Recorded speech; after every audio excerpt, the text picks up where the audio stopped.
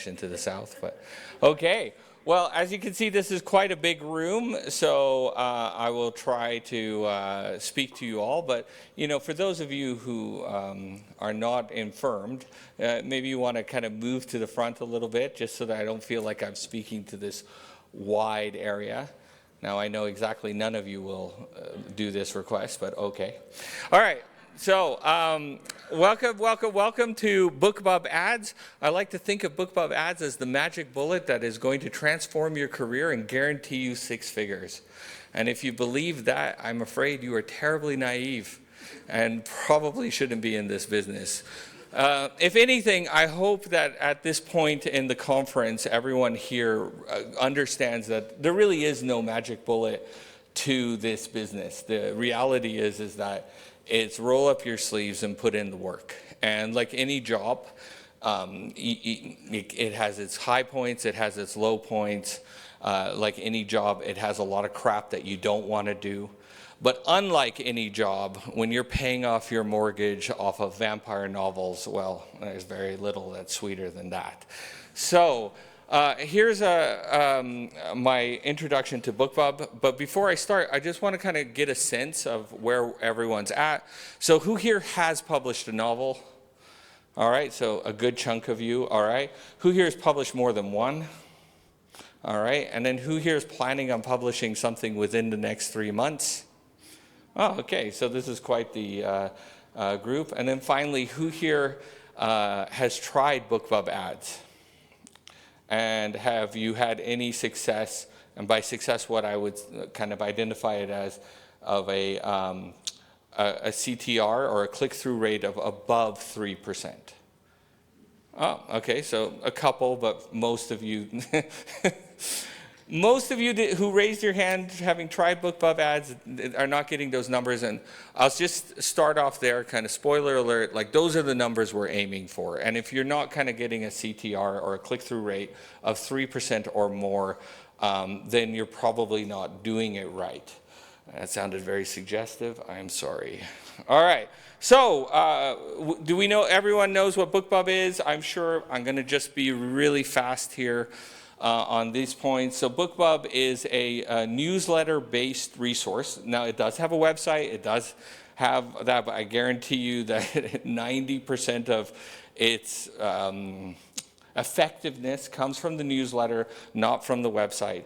And it is latest and greatest focused. It allows readers to share, recommend, review, archive, so on and so forth. It's new release focused, and it is discount focused. Okay, so basically what you can think of this is as a super duper book recommendation resource. But why use it? Why do we care about BookBub? Well, BookBub has millions of users, including my 80-year-old mother, who finds out about my new releases from BookBub and gets extremely pissed off at me because I didn't tell her I have a new book coming out. And but there's a reason why I don't tell her, which I'll kind of get into a little bit later. It has several feature deals, right? So I think most of us who are familiar with BookBub as authors, we know about the new release deal, and we know about the feature deal. And I'll just say right now, unequivocally, if you can get one of those deals up and running, like go for it, right? And in addition to going for it, you want to stack around it. In other words, like you want to be booking promos leading into the BookBub, and you want to be booking promos leading out of the BookBub feature deal. So a feature deal is basically when they decide to feature you on their newsletter, okay? You have to apply for a feature deal, and famously, Craig Martelle applied for it 99 times and got it on his 100th attempt. I made this joke last year where it's like I'm pretty sure the BookBub people were like, hey, let's just wait till 100 and do that. So, but I'm not really gonna. It's not. Oh, sorry. I should say it's not Amazon focused. It's great for wide promotion. So I know that this particular conference, we're talking a lot about selling direct, right?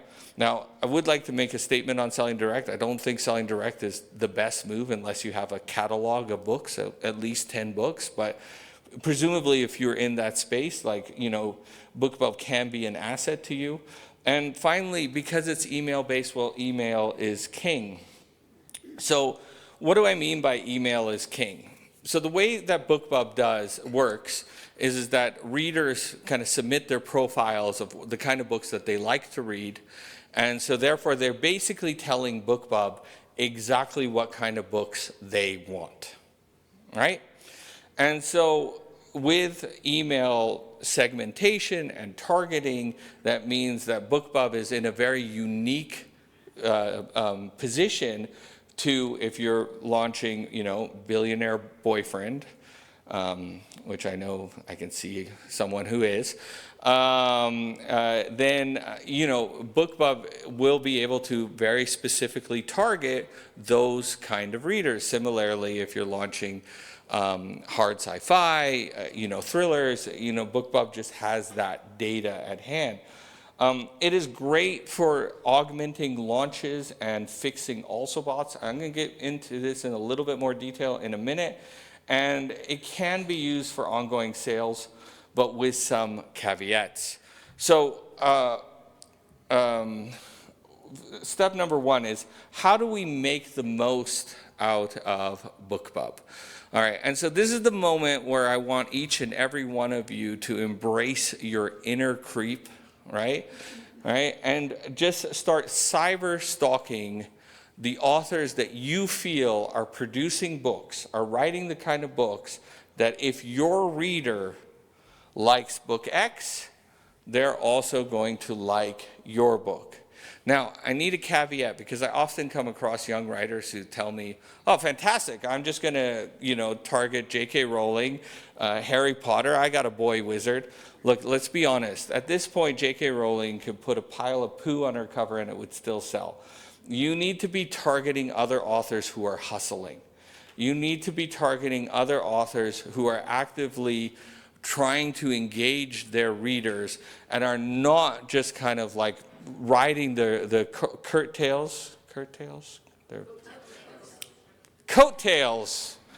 I like curtails. I don't know what that is, but I make words for a living. So the curtails of previous success, coattails. Okay, so how do we cyber stalk? How do we do this? All right, so everyone here who's written a book, especially if it's your first book, you've probably spent years writing it, right? You've agonized over the story, you've agonized over the characters, all of that stuff. And so in other words, this book that you have created, my God, are you two twins?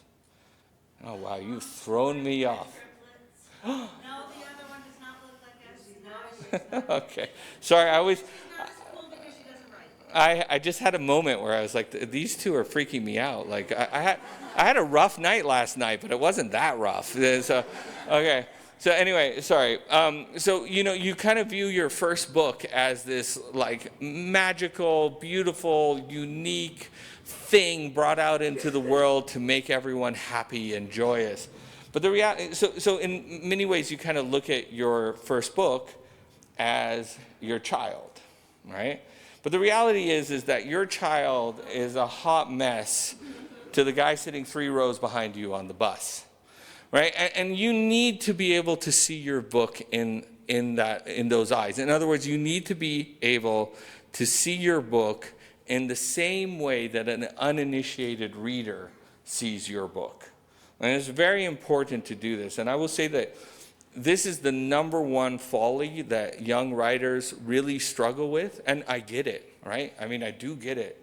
It's such an effort and it's such a labor of love to produce that first book. But if you cannot detach yourself from that labor of love to look at it objectively, and or you cannot find someone, in your circle of friends or whatever, to be able to do that for you, you're going to struggle marketing your book unless you get a lightning strike, right? And as much as lightning strikes do happen, you can't build a career off of a lightning strike.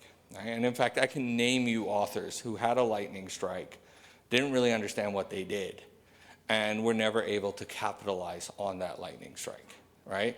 And so any author who wants a career with some longevity, you got to be able to see your book objectively or have someone do that for you. And by the way, please don't have that be your spouse.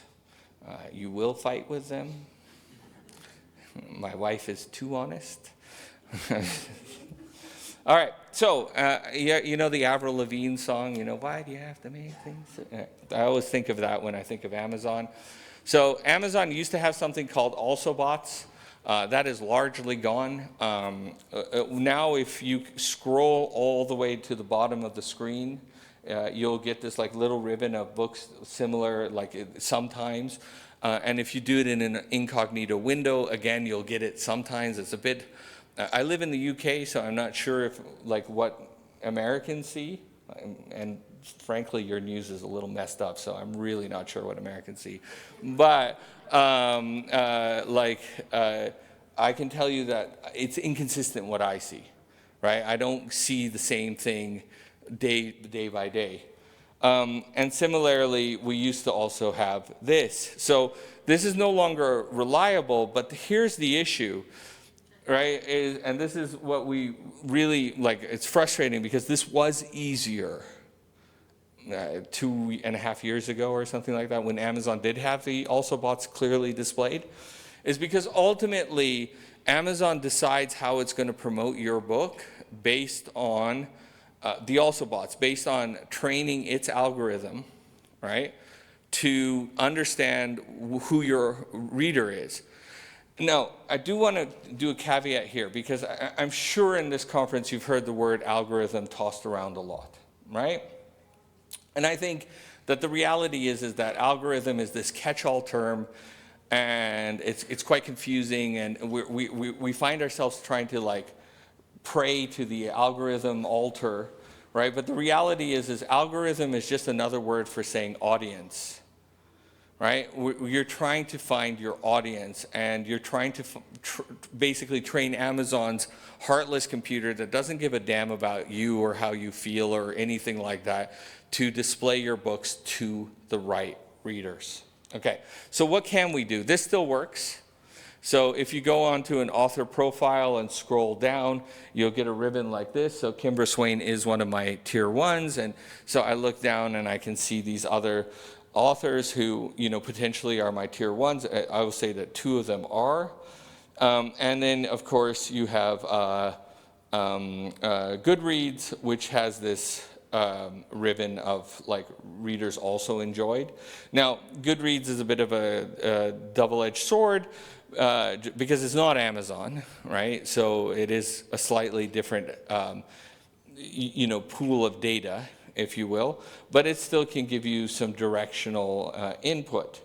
And other places to find your comparables are newsletters, right? Because authors will often shout out other authors, right? Okay, Facebook, a Facebook profile, a Facebook page, a Facebook group, and then, sorry, I don't know why this isn't working, and then other social media sites. Now, I will say for the Facebook group, there are often fan groups out there where you can go onto these fan groups and interact as a fan and just be like, oh my God, I loved Kimbra Swain's book. Can you give me any other suggestions similar to Kimbra Swain? And because it's a fan site dedicated to a certain genre, you're going to get some great input there. Alternatively, you can actually go into Kimbra Swain's group and just tell all her readers that Ramy Vance is incredible. And no, I'm just kidding. And you can kind of. Someone did. Kimbra is back there right now, sabotaging. And you can ask that Facebook group, but I'd be like, look, let's be honest. That Facebook group, is that author's bread and butter. So don't be an asshole, right? Do it carefully. And a lot of times, just simply going through their the feeds and stuff like that, it's going to come out organically. Readers are inevitably going to say, oh man, I just read this other book, it was awesome. Reviews are another good place. Often, you'll find in reviews authors saying readers saying, I love this book, it reminded me of this book, and that kind of stuff. And then BookBub, of course, and then, sorry, I don't know why this is not working. Okay, so, okay. Okay.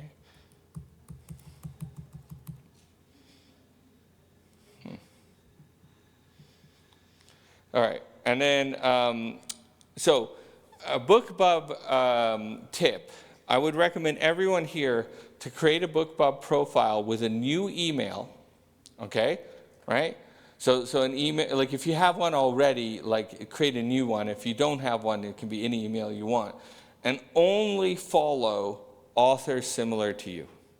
Because then you'll start to see the recommendations that they're going to send you, and you're going to get a good indicator as to who to follow and who to kind of cyberstalk.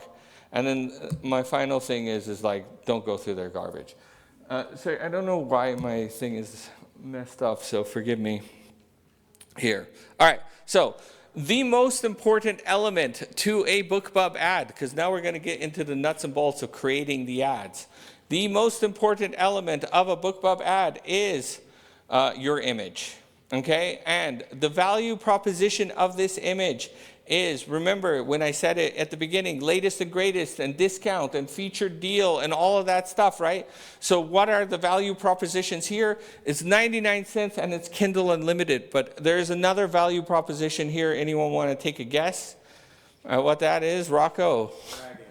Dragons, yes, not what I was aiming for, but yes, absolutely, dragons. My logo, okay. So, fantasy, okay. Sorry?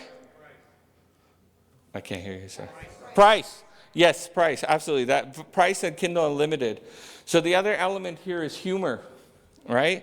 You know, they say revenge is best served cold. Personally, I like mine with a side of dragon fire, right? So we're giving a triple proposition. We're clearly indicating the genre, right?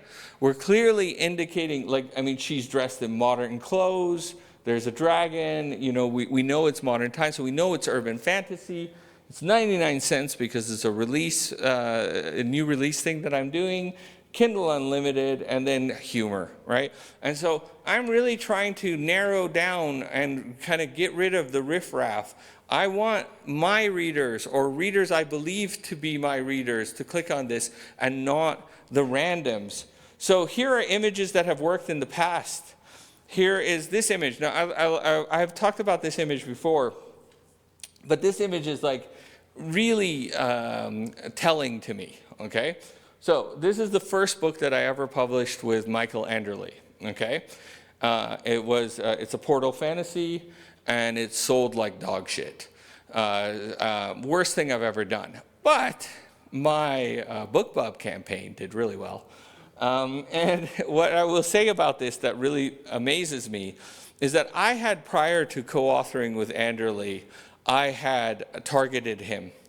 And the best results that I got targeting him were sub 1%, like 0.67%, 0.35%, like terrible results. First book I published with him, I did some BookBub ads. This is the image I used. I was getting north of 6%. There is nothing on this image that says Michael Anderle, right? So why am I getting such a massive change? And the answer is, or actually, I don't know what the answer is, sorry, and like I would be totally lying if I told you what, definitely what the answer is. My theory is that his #1 cover designer, a guy named Jake Caleb, right, designed the cover to the book. It is the same like style that he uses in so many of his images. In other words, Anderle's readers have been trained for a very specific kind of image, and here, when I give it to them, I get the clicks, right? And so sometimes what you think or don't think could work, you have to understand that the brain is subconsciously making choices, and so you really, I mean, the #1 thing you got to do is test, test, test. This image worked really well. And then this image worked, which is a variation on the image I showed you earlier. Here are images that didn't work. So same series, I thought this was a better image than the Portal one, but it did not work. This one did not work. And then this one did not work. And this is the image I showed you originally. In fact, I'd like to just kind of compare, crikey. All right, what are the differences? Right? There's no Kindle Unlimited, yeah. The Dragonfire is a little bigger, yeah. The price versus new, right? That's it. So if BookBub is a discount value-based platform, in theory, 99 cents should work better than new. But it didn't in this case. Now, I don't have a good answer to you, but I will tell you that one of my friends, who is one of the most successful authors I know, extremely bright, very smart guy, he has a theory, okay? So his theory is that dragons are badass, right? Like, so dragons are these creatures that make no apologies, make no excuses, right? And so when I use 99 cents and Kindle Unlimited, I'm kind of begging, right? You know, I'm kind of saying like, oh, please, this is 99 cents, come on, buy me, right? But with new, I'm just saying it's new. I'm not begging in any way, shape, or form. And when you couple that with a badass dragon, right, you know, you get better results. Because, and now, again, it's a theory, you know, I can't tell you for certain that that's what it is. And now Siri is appearing on my phone. She's so needy. All right, testing. All right, so no new author likes to hear this. But it has been my experience that new authors who have backgrounds in engineering, project management, computer programming, tend to do better out of the gate than people who, you know, are artists or whatever. And the answer, my theory at least, is because of testing. No young author likes to hear this, but the reality is that you need to test. You have to test your ads. You have to test how effective your newsletters are. You have to test how effective your social media is. You have to try different things and actually write it down so that you can tell what's going better than the other one. Because a lot of people like to do like 4 or 5 different things and then, oh yeah, the second one worked best. When in reality, that's not the case when you actually put down the numbers, okay? Testing is the evil of this industry. It's the evil of any industry, really. And if you're not willing to do testing, quite honestly, pray for a lightning strike because it's your only hope, right? Like there's no other chance for your career. And so when we look at the dashboard, there are 3 things when creating an ad. I'm going to get into how to test. There are 3 things that I look at. I look at the effective CPC, cost per click, okay? I look at how much of the budget is spent because BookBub will not always spend all of your budget. And I look at my CTR, right, my click-through rate. Okay, shh, did you see it? Did anyone see it from the previous slide? I don't even want to go back. Does anyone see my dirty little secret from the previous slide? No? Okay, so it is, all of these are from 2021, right? And the reason why I'm bringing this up is because when I was testing BookBub for this presentation, it wasn't for this presentation, it was for a pen name that I was releasing, okay? And with all the success I've had on BookBub and urban fantasy, I have a lit RPG pen name. And it was a crash and burn, right? Like no matter what I tried, the images, the targeting, the whatever, I could not get lit RPG to work. And I say this to you, I thought about mentioning this earlier so that anyone writing lit RPG could just get up and leave right at the beginning. But I also realized that like different people have different mileage, right? And so therefore it is up to you to test things. It could have been my cover, my offering, right? It's specifically apocalyptic lit RPG, right? So, or post-apocalyptic lit RPG rather. So, you know, like if you're writing tower lit RPG, for example, that's a different breed, right? And it really is up to you to test. Okay, so how do you create an ad? So here's the landing page. With the ad creative, I do recommend you use Canva or something similar to Canva to creating your images. BookBub has targeted images, like template images, right? And what's funny about that is a year ago it had more options than it does now. So they've clearly decided that some of their templates don't work, right? And so I do not recommend using their templates. Everyone I know who has had any success on BookBub, with the exception of one person, the same person who has the dragon theory, right? Has had no success with templates. He did. He was kind of the diamond in the rough, if you will. Okay. Second thing I recommend is book name. Please do not make this mistake. I certainly made this mistake. You need to be very clear on how you name your books. By the way, you can also create profiles so that all the ads to one specific book versus another one, But I will get into a little bit on the naming metrics in a minute. But I'll say right now that naming is massively important to staying organized, and that will kind of play out in a minute. Okay, then we have our links.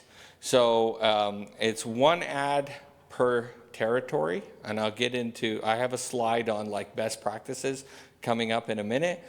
So these are actually from 2 different ads, and you'll see here that I'm using my bespoke link here, and I'll kind of talk about that a little bit later in the presentation, but I wanted to just show this now.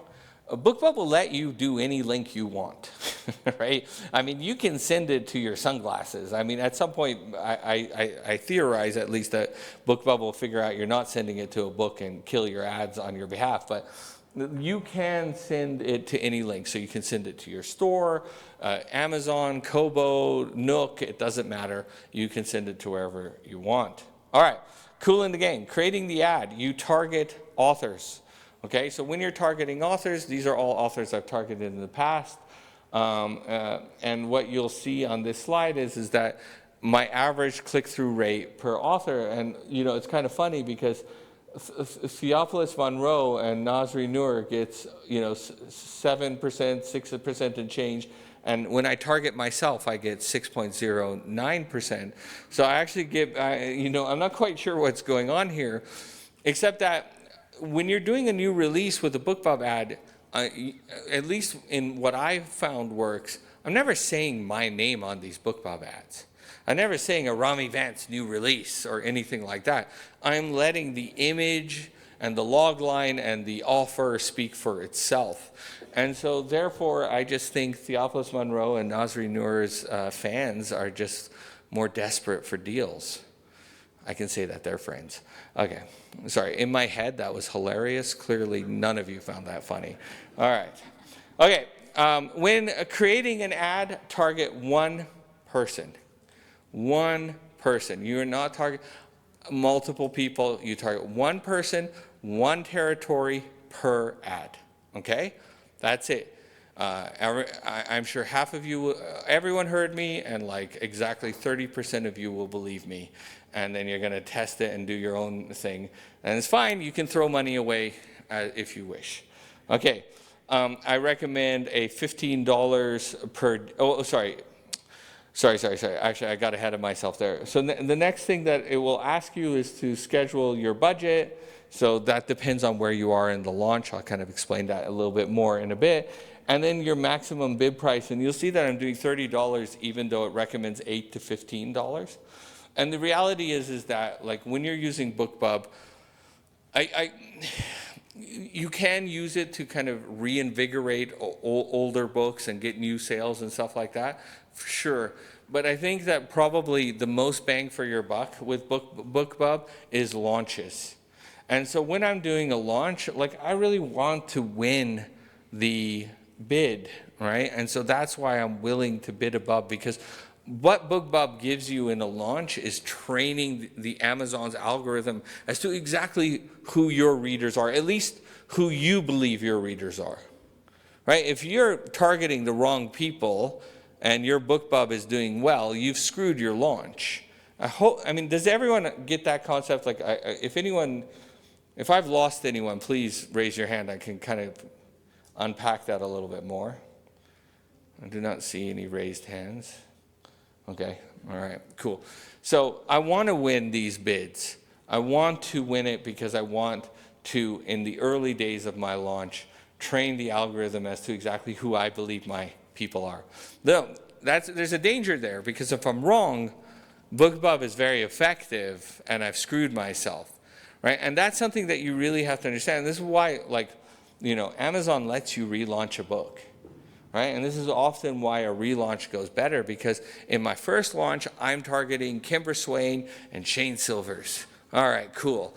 They're the wrong targets. So in my second one, I'm going to target Sarah Noffke and Martha Carr. Those are actually my tier ones, and the launch goes much, much better, right? And so therefore, you really want to, you know, that is the danger of BookBub, is that you can mistrain it. You can mistrain your Amazon's algorithm, okay? Now here's the nomenclature. So don't feed the dragon. I'm targeting Anderley. That is image number 15.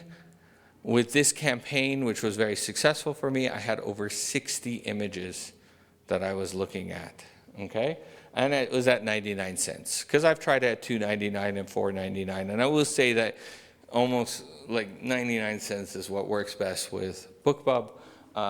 For urban fantasy, again, you know, I think if you're writing thrillers, you can probably get away with a higher price, because thrillers don't tend to be as discounted. Okay, so DF to D, which sounds very terrible, is the author name, the image number that you're using, and the price that you're targeting at. Obviously, you can do things your way. I don't care, right, how you name things, right? Like, it's just be clear on what you're testing, okay? Best practices, okay? Bespoke images that reflect your cover tend to work best. I'm going to actually kind of contradict myself a little later in this presentation. One author per ad, one territory per ad, CPMs only. Okay, so like you can bid between CPMs and clicks, or displaying to 1,000. So CPMs only. High bids, low budget is what I recommend. If it doesn't do 3% or higher, kill it. Check it daily. Often BookBub will spend your entire budget within 2 hours. So you can, like, you know, you got to be. That's why I'm saying low budgets, because if it's going well, I mean, you can just reactivate it with another $10 or $5 or whatever you're doing.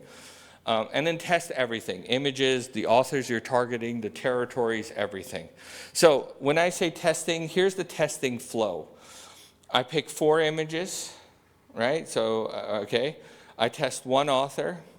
I narrow it down to the best image. I retest if inconclusive, and then I add images if necessary, right? So with that campaign with the dragon thing, I had 60 images, of which I actively tested 17. Okay, right? So I created 60 images, and then I have one of these like curved monitors for like really massive monstrosities, and I put it all on thumbnail size. I took like, 5 steps backwards, and I picked the images that I felt worked the best out of the 60 that I created. I came up with 17 I wanted to test. Okay. Different territories have different results, and different days have different results. Okay, and so, I mean, quite honestly, like, what I noticed was, in my last test with the lit RPG that did not go very well, I was testing this one author, and I just couldn't believe that he wasn't working, right? And so I let an ad test run for 7 days, and I saw that, like, on Tuesday, he worked great, right? But the other 6 days, he didn't work. Now, that's an impractical, I mean, it's a great piece of information, but when I'm running a launch, it's not that practical to, like, only turn on this guy on a Tuesday, right? It doesn't work. So I leave you with this next point is don't overdo it, right? Like, because, like, you should be writing your next book, right? Like everyone wants that silver bullet, that magic bullet that's going to help them win the game. This is not it, people. Now, what I'm showing you is best practices, and what I'm showing you is ways to kind of have your budget be effective, but like, please don't go down so deep down the rabbit hole that you're lost, okay? So once you have the images, right, and I'm going to kind of share some spreadsheets to show you how this works. Once you have the images, you create your ad. Remember, one ad per author. I do a standard testing budget of $3. I do a click-through, I disregard anything that's below 3%. I take note of territories, and as I mentioned before, not all genres are created equal. Like urban fantasy, this is fantastic. Romance, this is fantastic, right? So, yeah. Just because it applies on the click-through rate, are you looking at like 1,500 impressions, or like what is the? I look at it on a budget. He said on the click-through rate, are you looking at 1,500 impressions? I look at it on a budget, right? So I'll test at $3. And, like I said, it'll spend my budget in like 2 hours sometimes. And if I'm not getting a 3% click-through rate on those $3, then that's a failed test, and I won't retarget that person. So here's an example, right? Here are 4 authors that I tested. Here are the 4 images I tested. I tested image number 17, 19, 21, and 24, okay? I tested Michael Anderle, Martha Carr, Stephanie Fox, and Mackenzie Hunter, okay? These are, I've been in this game long enough that I can tell you these are my tier 1s, okay? Stephanie Fox, anyway, I won't get into that.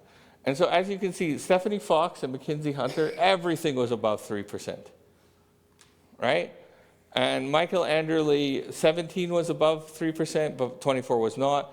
And with Martha Carr, 17 was below 3%, and 24 was, right? And so when I look at that, I'm taking my 2 highest images from Stephanie Fox and Mackenzie Hunter, and then I'm just kind of like, because Michael Anderle and Martha Carr didn't work out, well, they kind of did work out, because the 17 and 24 image still held true, right?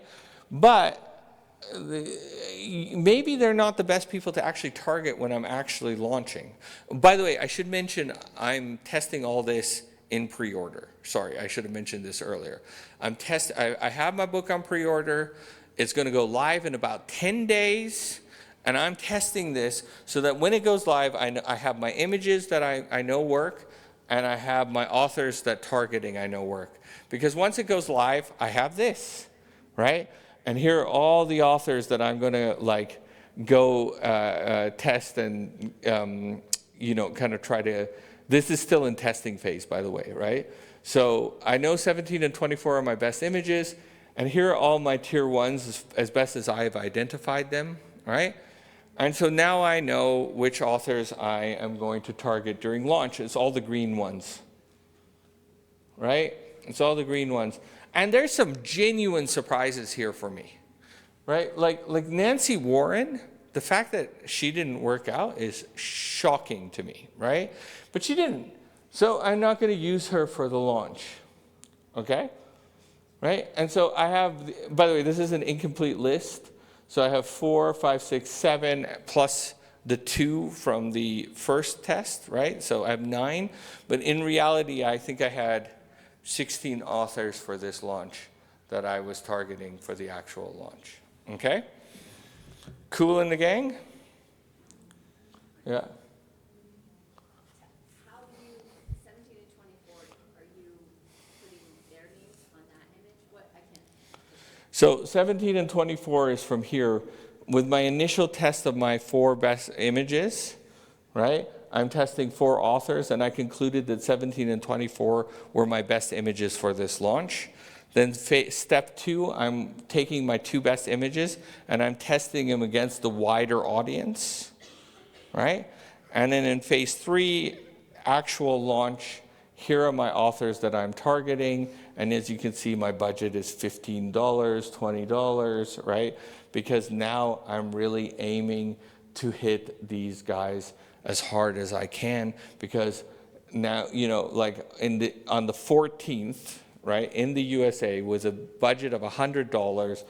I got, whatever that is, 45 plus 22 plus 6 plus 92 plus 15 plus 58 clicks, right? And if 1 in 6 convert, which is what I find generally works, that's about what, roughly, so that's about 180 clicks, so that's about 30 sales, right, that I made off of this launch. Does that make sense? But you'll see, even with my testing, some things kind of fell apart. Stephanie Fox did not spend, right? They only spent $4 out of 15. And Tori had a terrible click-through rate, right? So even with the testing, not everything worked out as well as it could. And here's a fun mistake. I was trying to reinvigorate this series, and I created 14 ads at $3 a pop, and I used the same image for all 14 ads. I just screwed up. I think it was 14, but it was more than 10. I just screwed up. And the results were so different per ad that I was like, but in theory, it should be pretty similar. So I let it run for a week, and I realized that by the end of the week, it had all balanced out, right? And it was about 4% for the whole thing. And I just kind of point this out because it's a fun mistake. It's part of the testing rabbit hole, right? All right, so the testing rabbit hole is deep. I'm going to just kind of, oh my God. Here, for the love of God. Okay, I'm going to stop here. You have many things that you can test. Honestly, if you just focus on the US and focus on testing your images and the authors you're targeting, that's enough, because you can test different territories, you can test different times of day. It's just crazy, and it's not worth your time to go that deep down the rabbit hole, unless, of course, you have that time or you don't sleep, okay? And then this, right? So earlier in the presentation, I had said that generally the cover works best. And what I found actually, and that's been true for 3-4 years of doing this now, I guess. What I did find in this latest round when I was kind of testing for this event was this image, which I couldn't find the square image I used on the ad, so I apologize, but this image actually worked really nicely. And it's a mid-journey, right? So an AI generated image. The dog is in the book and stuff like that. And on Facebook, right, this image worked insanely well. And then on BookBub, it was worth testing, right?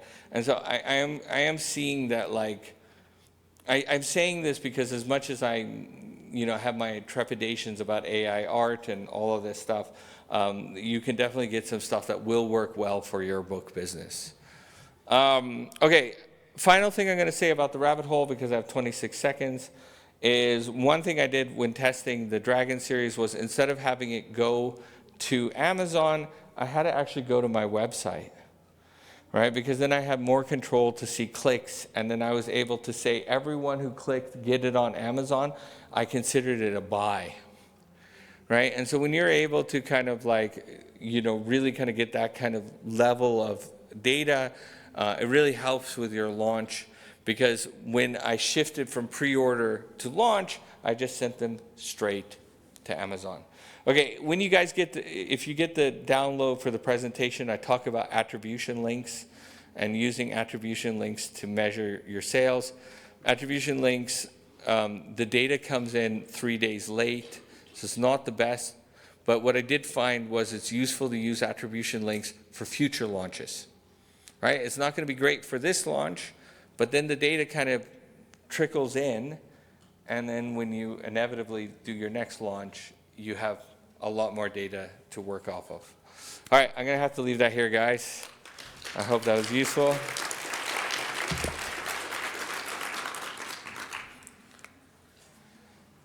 There we go.